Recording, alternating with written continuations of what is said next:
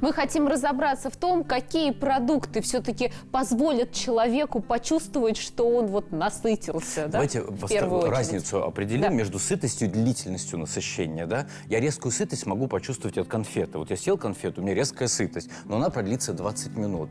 А длительность насыщения зависит от того, насколько продукты плотные, насколько там много волокон и насколько там много белка животного происхождения. Потому что белок расщепляется только в желудке, и, соответственно, пока он не распадется, да, эвакуации белка из желудка не произойдет, потому что в кишечнике белок не распадется уже, там будут другие процессы происходить. Поэтому я вот так вот предлагаю расположить эти продукты, ну, может быть, коллега прокомментирует. Овощи и фрукты, они сытость могут дать сильную, но они дают ее ненадолго. Там нет белка, это достаточно водянистый продукт, и он быстро эвакуируется.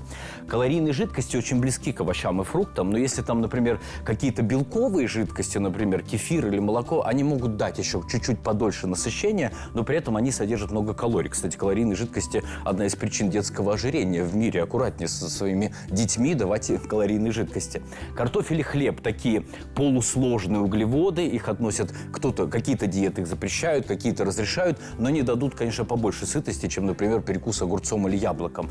Дальше бобовые крупы, особенно бобовые, которые содержат растительные белки, не так их там много, как думают некоторые, да, в готовой фасоли белка может быть там 9-12%, не больше в готовом виде. В готовом мясе 20-25, может быть, процентов белка. Ну и, конечно, мясо, рыба – это то, что дает сытость дольше всего, потому что белок будет перевариваться, кусок мяса 2-3,5, максимум 4 часа в вашем желудке и давать чувство насыщения. Но никогда не путайте насыщение с неудовлетворенностью. Иногда желудок-то сытый, а душа-то голодная. Это совершенно разные истории. Сегодняшнего прямого эфира. Иван, большое спасибо. То есть, опираясь на эту плазму, мы можем понять, что поужинав, например, хорошей такой отварной куриной грудкой, мы насытимся и не захотим перед сном подойти еще раз к холодильнику. Я, кстати, вот чуть-чуть по сытости добавлю.